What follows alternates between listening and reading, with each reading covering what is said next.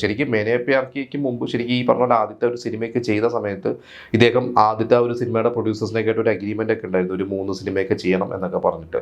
ആ ഒരു സമയത്താണ് ഈ മേനെ പ്യാർ കി വരുന്നത്. പക്ഷേ ഇങ്ങനെ നല്ലൊരു ഓഫർ വന്നു കഴിഞ്ഞപ്പോൾ അഗ്രിമെൻ്റ് എഴുതിപ്പിച്ചവർ തന്നെ സൽമാൻ ഖാൻ്റെ അടുത്ത് പറഞ്ഞു കുഴപ്പമില്ല ഈ ചെല്ല് എന്ന് പറഞ്ഞിട്ടാണ് മേനെ പ്യാർ കിയ അതിലേക്ക് ചെല്ലുന്നത്. അപ്പോൾ മേനെ പ്യാർ കിയ എന്ന് പറയുന്ന ഒരു സിനിമ നമുക്കറിയാം ഏത് ലെവലാണ് ആ ഒരു സിനിമ എത്തിച്ചത്. അതായത് ശരിക്കും നമ്മൾ പറയുമല്ലോ ഒറ്റ രാത്രി കൊണ്ട് സ്റ്റാറായി മാറുക എന്നൊക്കെ പറഞ്ഞാൽ അങ്ങനെ ഒരു സ്റ്റാറായ വ്യക്തിയാണ് സൽമാൻ ഖാൻ ഈ ഒരു സിനിമ. അതിലെ പാട്ടുകളും നമുക്കറിയാം ഒരു 89 എന്ന് പറയുന്ന ആ ഒരു വർഷമാണ് മേനെ പ്യാർ കി ഇറങ്ങിയത്. ആ ഒരു പാട്ട് എനിക്കൊണ്ട് മറ്റേ കബൂത്തർ ജ എന്ന് പറയുന്ന ആ ഒരു പാട്ടൊക്കെ ഞാനൊക്കെ ചെറിയ കുട്ടിയായിരിക്കുമ്പോൾ ദൂരദർശനിലൊക്കെയാണ് ആ ഒരു സിനിമ കണ്ടിട്ടുള്ളത്. എനിക്ക് തോന്നുന്നു അന്ന് ദൂരദർശനിൽ ആ ഒരു സിനിമയൊക്കെ ടെലികാസ്റ്റ് ചെയ്യുമ്പോഴൊക്കെ അന്ന് എല്ലാ വീടുകളിലും അവർ ആ ഒരു സിനിമ കാണും. പിന്നെ അതിലെ പാട്ടുകളൊക്കെ നമുക്കറിയാം, ചിത്രഹാറൊക്കെ ഉണ്ട്, അതിലൊക്കെ പാട്ടുകളൊക്കെ വന്നിരുന്നത്.